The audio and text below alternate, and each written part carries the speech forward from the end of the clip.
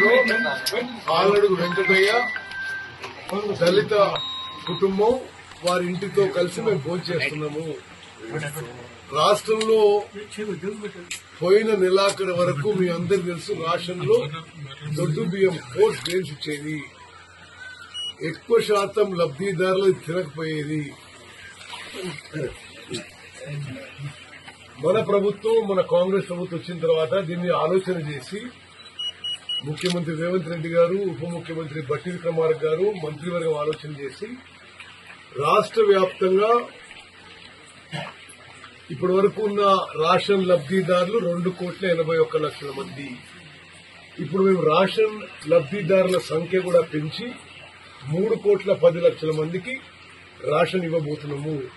ఆ రేషన్ కింద ఇప్పుడు భారతదేశంలో ఏ రాష్ట్రంలో ఎక్కడ ఎప్పుడు జరగని విధంగా మన ప్రభుత్వం, మన కాంగ్రెస్ ప్రభుత్వం ప్రతి లబ్దిదారుకి 6 కిలోల మంచి క్వాలిటీ తినడానికి మంచి రుచికరంగా ఉన్న సన్న బియ్యం ఇస్తున్నాము.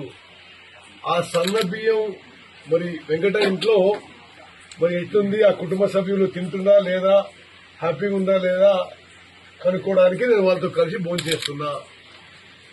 ఇది ఆహార భద్రత విషయంలో భారతదేశంలోనే ఒక విప్లవాత్మక మార్పు, ఒక ముందడుగు. దళితులు, గిరిజనులు, బీసీలు, మైనారిటీలు, వ్యవసాయ కూలీలు, అగ్రకులాల్లో నిరుపేదలందరికీ కడుపు నిండా అన్నం పెట్టే పథకం ఇది. రాష్ట్ర జనాభాలో 84% కి మనం ఈ విధంగా ఉచితంగా సన్నబియ్యం, మంచి క్వాలిటీ సన్నబియ్యం ఇస్తున్నాము.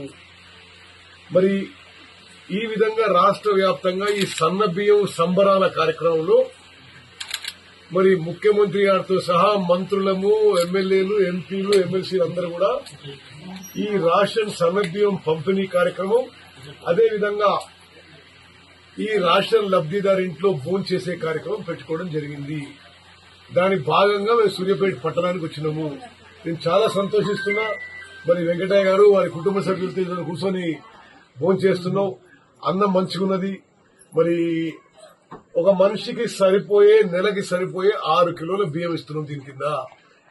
గతంలో ప్రభుత్వము 40 రూపాయలు కిలోకి దొడ్డు బియ్యం కొని అది ఉచితంగా ఇచ్చినా ఎక్కువ ప్రయోజనం చెందలేదు. ఎందుకంటే 40 రూపాయలు కిలో కొని సంవత్సరానికి 10,665 కోట్లు ఖర్చు పెట్టినా ఆ బియ్యం జనం తినలేదు కాబట్టి 70 నుంచి 80% రీసైక్లింగ్ పోయేది. లబ్దిదారులు అమ్ముకునేవాళ్ళు 5-10 రూపాయలకి. ఏది ప్రభుత్వం 40 రూపాయలు కొని ఫ్రీగా ఇచ్చేదానికి.